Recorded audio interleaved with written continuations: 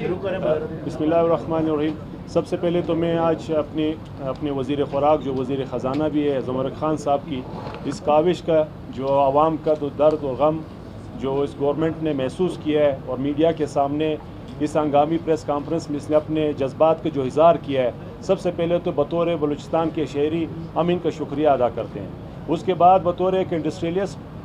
Flour mills की नुमाइंदगी करते हुए मैं ये बात कहना चाहता हूँ कि हमारे साथ सरासर ज़्यादती है, क्योंकि जो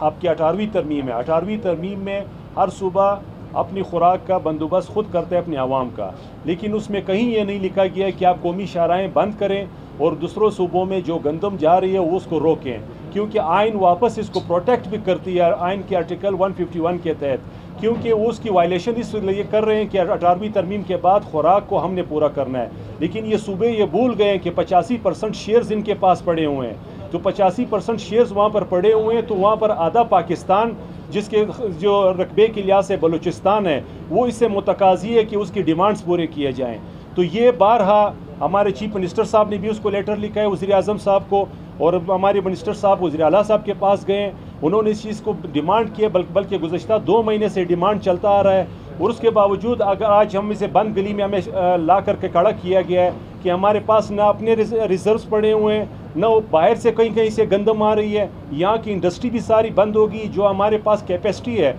अगर हम अपनी कैपेसिटी पे अपनी इंडस्ट्रीज चलाएं, हमें पंजाब से एक बोरी भी लाने की ज़रूरत नहीं है। हमारे पास इतनी इंडस्ट्री लगी है कि हम बलूचिस्तान की टोटल डिमांड पूरी कर सकते हैं, लेकिन हमें गंदम मुहैया किया जाए, या तो कम से कम अगर ये नहीं कर सकते, वफाक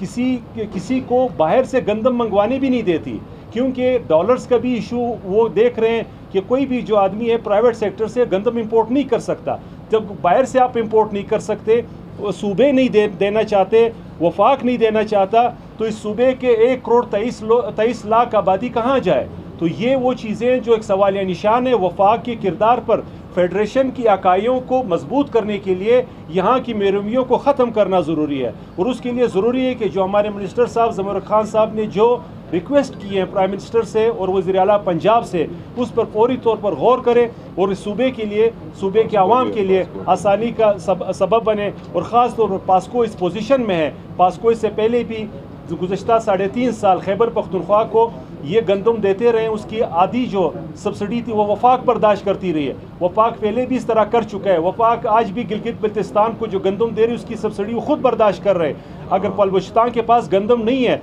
तो वफाक इंपोर्टेड वीट अगर देना चाहती है तो उसकी जो सब्सिडी है वो खुद बर्दाश्त करे। बलूचिस्तान के आवाम को सस्ती गंदम और सस्ता आटा जो है उनकी ज़रूरत है। ये मैं पहले कहता हूँ, आटा बाई चॉइस नहीं है, हमारे पास और कोई चॉइस ही नहीं है खाने के लिए, सिर्फ आटा ही है। तो इसको हम लोगों ने ज़रूरत को देखते हुए आवाम की जो मुश्किलात है, मैं उम्मीद करता हूँ कि वफाक इस पर